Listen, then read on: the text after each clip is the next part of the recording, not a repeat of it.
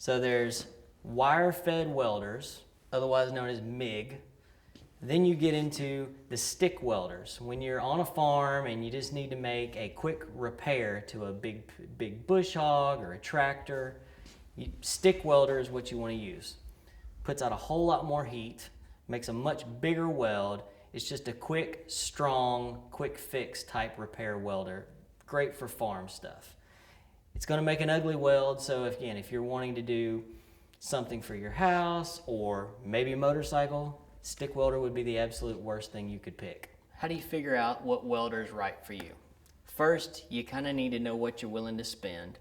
If you're really not willing to go up to about $400, you may want to just not go forward with a welder unless you're going to use it for just hobbies. Really lightweight sheet metal work. The cheaper ones are fine. To get into this model, which is a Hobart 140, it's in around the $400 range. It'll pretty much do anything you need it to, other than if you're out on a farm and you're breaking big heavy bush hog equipment. That is a stick welder's job. That is not the best use for this. It might do it, but it's probably not going to get hot enough to penetrate that heavy steel. So when you get your welder, definitely recommend buying the cart. Sometimes they'll come with the cart so you can roll it around easy. These things are fairly heavy. You don't want to be lugging them around, especially if you're connected to a gas tank. So you've got your welder and you're wondering, how thick a steel will it actually go through? Well, your chart shows 24 gauge to 1/4 inch.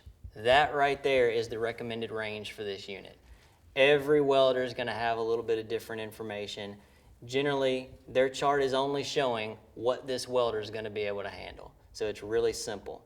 And when we were looking at all those settings with the heat and the wire speed, again, once you go to, all right, we're at 16 gauge, we're on steel, they recommend a heat setting of 2 and a speed setting of 20. Again, that's where you start. You're going to have to adjust from there. It may not be perfect because every condition, whether it's cold outside or windy, I mean, there's how dirty the metal is, it's all going to affect the speed and the heat.